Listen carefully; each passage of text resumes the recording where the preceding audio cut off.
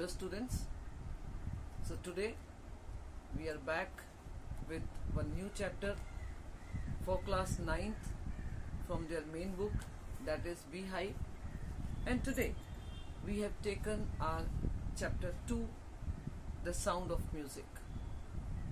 This chapter is having two parts. Today we are starting with part 1, and this two parts from this chapter both are talking about music.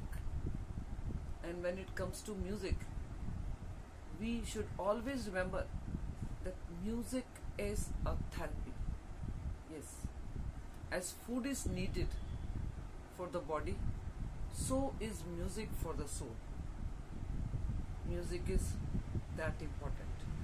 And this first part is written by Deborah Cowley. Deborah Cowley, she was born in India. Yes, she is Indian born, writer, on-air broadcaster, and she has written many articles which are translated into many languages. Though she was born in India, but then she shifted abroad.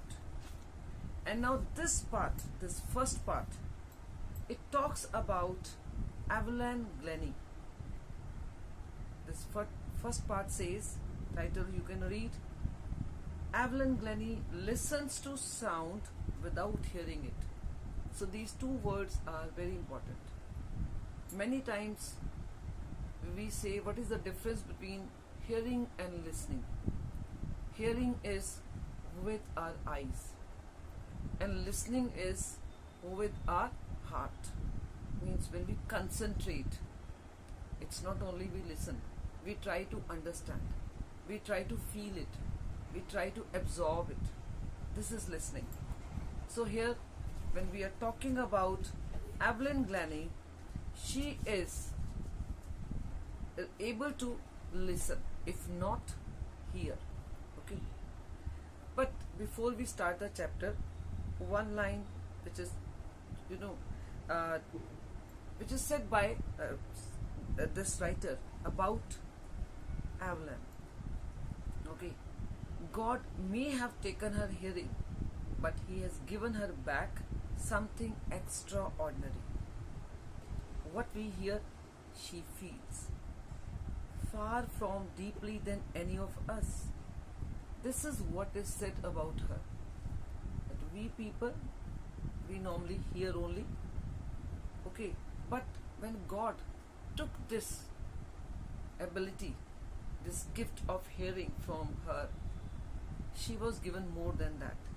Okay, now she got that quality that she was able to feel with her body. Okay, she was, every part of her body was able to feel the music far more deeply than any of us. That is why she expresses music so beautifully. Once again, this line would come in the chapter. We will see that yes, people were so much fond of listening to this girl. Okay, if we come to the message of the chapter of this first part, read the following account of a person who fought against a physical disability and made her life a success story. And the message is this, underline, how to fight against physical disability. Actually, this is the message this part is giving, that we sometime we may have some physical deformity, but then today we have this word for these people. Okay, we say they are special children. Okay, yes, they are special children. So naturally, sometime the physical deformity, this ability is there, even then people are ready to fight against it. So this is the message of this first part. So let's start with this chapter. Rush hour crowds jostle for position on the underground train platform. So this is the scene of a platform, and people are jostling. Jostling is pushing each other to get some space so that they can stand, because actually now the train is coming towards the platform and people are more into action. They are jostling each other, pushing each other so that they can, take the train. Okay, get into the train without any problem. And there on this platform, okay, in this crowd, a slight girl, slight is who looks very thin. Okay, a slight girl looking younger than her 17 years. Though she is 17-year-old girl, but she looks younger than 17. She is very thin. Okay, 17-year-old girl was nervous yet excited as she felt the vibrations of the approaching train. Like others, she was not able to hear the train coming, but she was able to hear the vibration of this train coming, and that's why she was excited like other people. Okay, it was her first day at the prestigious. Now she was going to attend. Now underline this. It was going to be her first day at the prestigious, means very famous, Royal Academy of Music in London. This was her first day over there. Underline this, Royal Academy of Music, because you may get, sometime these lines, or sometime this is MCQ question you can get. Royal Academy of Music in London, and daunting enough for any teenager, fresh from a Scottish farm. Daunting means it is something very courageous, means she is very fearful, she is frightened to think, my God, this is how I'm going, how it would be, will I be able to adjust or something. So all these things are going on in her mind, and especially for a teenager who is going to this prestigious institute. So for a teenager, especially who is from Scottish farm, means he is not from very well-off family, she is from Scotland. Okay, from very mediocre family she was, and now she was going to start attending this Royal Academy, and that's why maybe she was more fearful. But this aspiring musician faced a bigger challenge than most. She was profoundly deaf. Now she's standing over there, she's having this fear how it all is going to be at Royal Academy, but this is not the only challenge. The challenge was bigger. Why? Because she was totally deaf. Okay, this is profoundly deaf, means totally deaf. The person who is totally deaf, he is going to learn music, because for music he is, or she is, supposed to listen also, hear also, but she was not able to hear. But even then, she was going to now attend this Royal Academy, okay, of Music in London. Evelyn Glennie, now this is the background. Now, right now she is 17-year-old girl, and she is going to attend it, because now she has started going over there. This is the first day. She has taken admission over there. Now, bit background. Evelyn Glennie's loss of hearing had been gradual, means she was not born deaf. Her deafness was gradual. Okay, loss of hearing. Her mother remembers noticing something was wrong when she was 8-year-old. Now underline, 8-year-old, again MCQ. Okay, at what age it was noticed by mother that she was having some problem in hearing? So this is 8-year-old girl.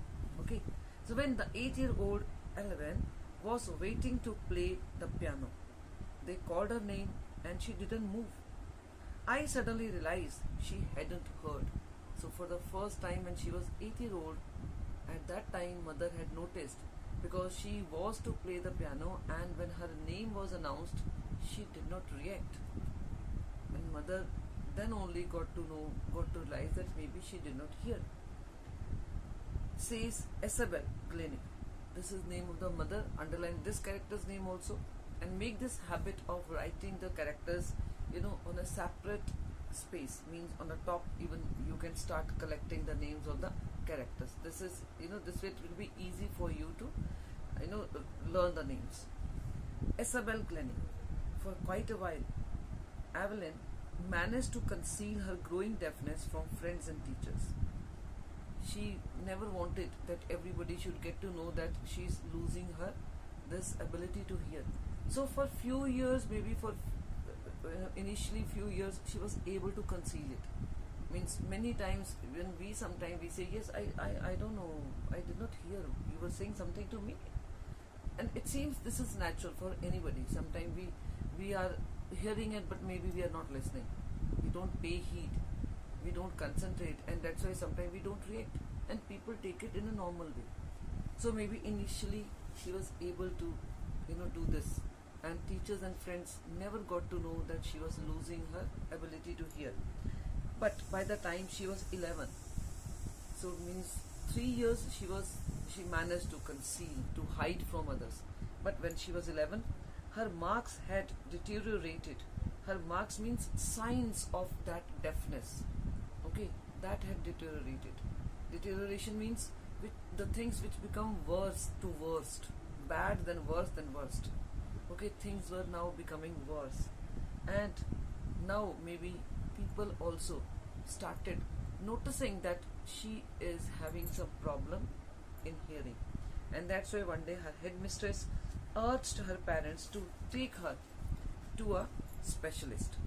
It was then discovered that her hearing was severely impaired as a result of gradual nerve damage. And when she was taken to doctor, all the tests were done, and then doctors only told that this hearing is actually damaged because of a nerve damage. They were advised that she should be fitted with hearing aids. So she was given hearing aids and sent to a school for the deaf. Now from normal school, she was sent to school which was meant for deaf people. Everything suddenly looked black, says Evelyn.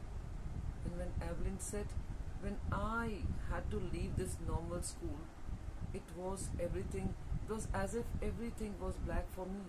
There was nothing left for me. But Evelyn was not going to give up. But she was a bold girl. She did not give up, though she was just 11. She was not ready to give up. She was determined to lead a normal life and pursue her interest in music. She continued with music. One day she noticed a girl playing a xylophone and decided that she wanted to play it too.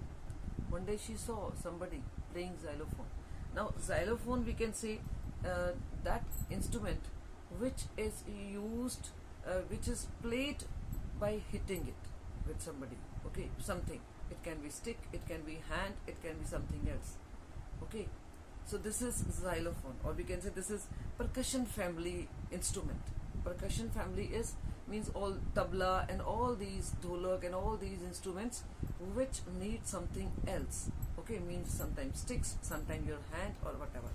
So it needs hitting. This is percussion family instrument, and this xylophone is also one of that kind of music instrument. So she saw somebody playing xylophone. She also wanted to play it. Most of the teachers discouraged her, but percussionist Ron Forbes spotted her potential. Everybody said, no, you should not learn this. Better you learn something else.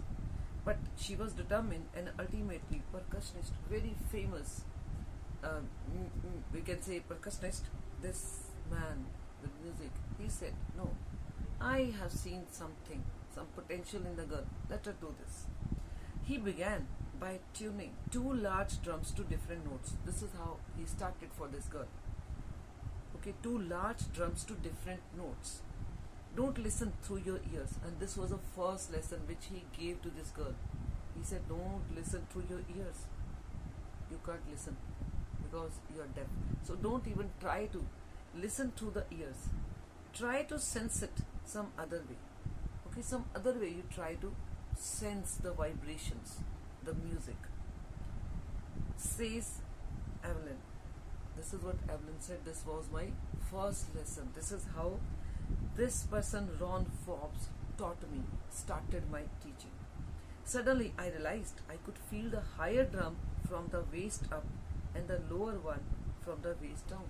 2 different size drums he started for her, and she said, yes, the way he taught me to take the vibrations and feelings and to feel the music, I started doing it. Okay, one big drum, when I was playing it, I was able to feel with my upper body, and the other one, the vibrations, I was able to feel with my lower body. So this is how I started. Forbes repeated the exercise, and soon Evelyn discovered that she could sense certain notes in the different parts of her body. Now, not only just lower part and upper part, now she was gradually able to feel different notes in different parts of the body. I mean, some notes in the arm, some notes in the upper arm, some notes in the lower arm. This way, now she was able to feel every note in different part of the body. I had learned to open my mind and body to sounds and vibrations. The rest was sheer determination and hard work. So this is how she said I started. I was able to feel the vibrations of different notes in the different parts of my body. And he said, this is how I started. But this was not that easy, because it needed determination and hard work, and this is what I was always ready for. I think in this first video we should stop here only. Read this portion again and again, at least 2-3 times, so that you start enjoying it, and just feel that thing, that how the girl had gone through all this rigorous training, okay, for herself. Feel it, you will enjoy the chapter. Thank you.